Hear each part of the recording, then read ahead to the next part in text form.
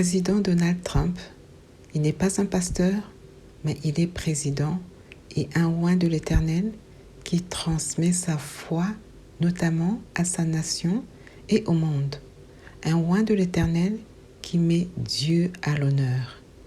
Écoutons son discours prononcé le 9 septembre 2025.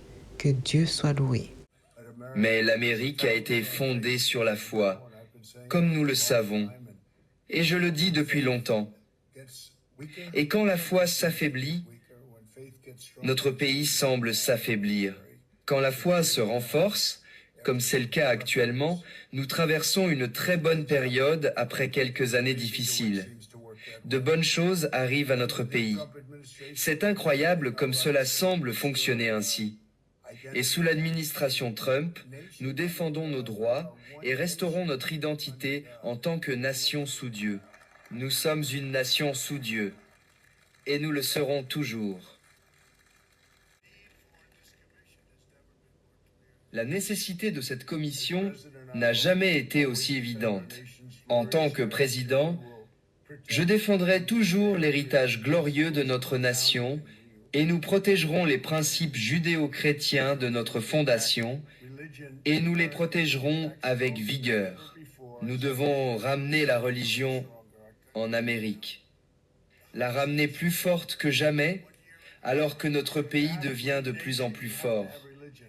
Notre pays est maintenant la nation la plus dynamique au monde il y a 1 an. Mais pour avoir une grande nation, il faut avoir la religion. Je le crois très fortement. Il doit y avoir quelque chose après tout ce que nous traversons. Et cette chose, c'est Dieu. Nous traversons tout cela pour une raison. Ce n'est pas facile, mais je tiens à remercier le président de la commission, le lieutenant-gouverneur du Texas, Dan Patrick.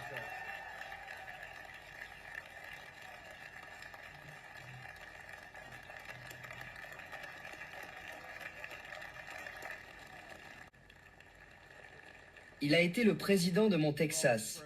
Je suis heureux d'annoncer ce matin que le ministère de l'Éducation publiera bientôt de nouvelles directives protégeant le droit à la prière dans nos écoles publiques. Et c'est une protection totale. Eh bien, Monsieur le Président, les communautés religieuses d'Amérique répondent avec un enthousiasme débordant, comme vous pouvez le voir aujourd'hui. Aujourd'hui, plus de 70 grandes organisations religieuses et églises se sont réunies pour participer à ce que nous appelons America Praise. En fait, beaucoup d'entre vous sont ici aujourd'hui, y compris des dirigeants de Pray.com. Et si les croyants de tout ce grand pays se réunissaient avec 10 personnes amies, membres de la famille, collègues, associer 10 personnes chaque semaine pour prier pour notre pays et pour nos concitoyens.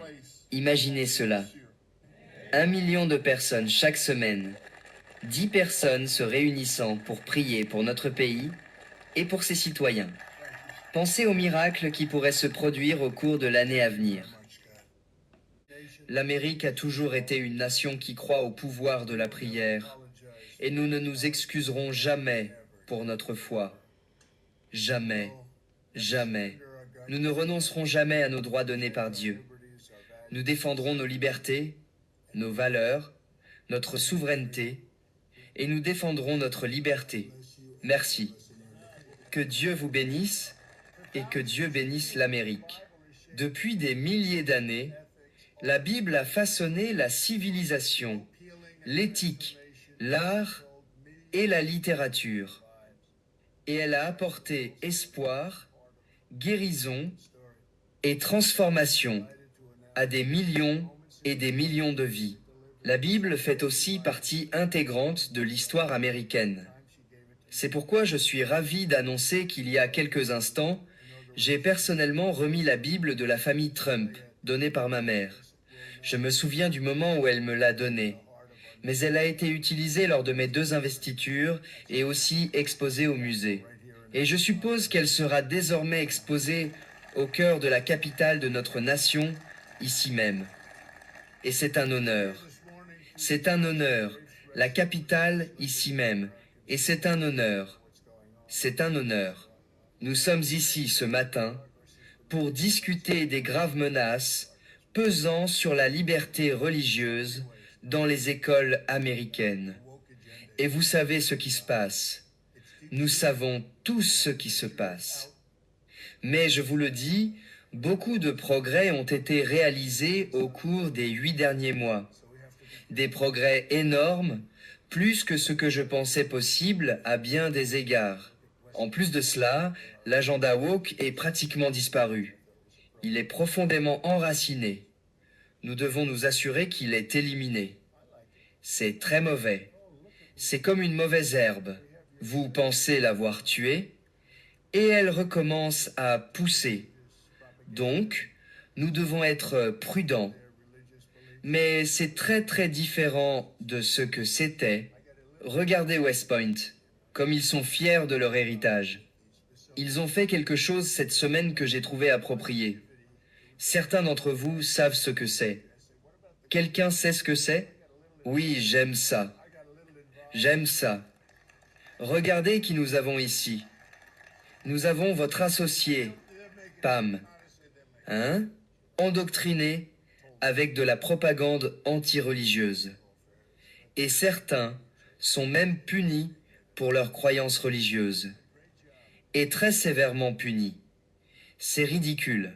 Je me suis un peu impliqué dans les musées, vous savez, parce que j'ai eu un petit problème avec le Smithsonian.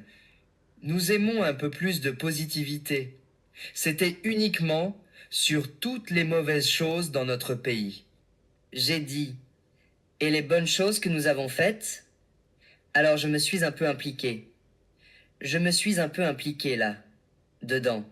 Et honnêtement, ils font des changements.